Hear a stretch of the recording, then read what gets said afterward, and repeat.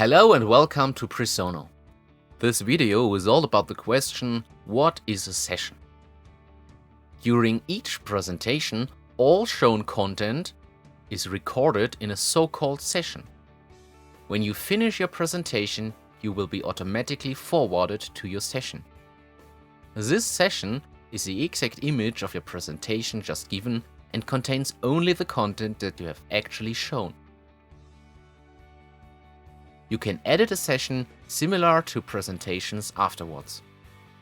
Add slides to share them with the content shown in the session. In order to be able to download or send the just adapted session as PDF, it must be updated first. Afterwards, you can send the PDF as usual by clicking on the share icon. There you also find the possibility to share your session as an interactive link.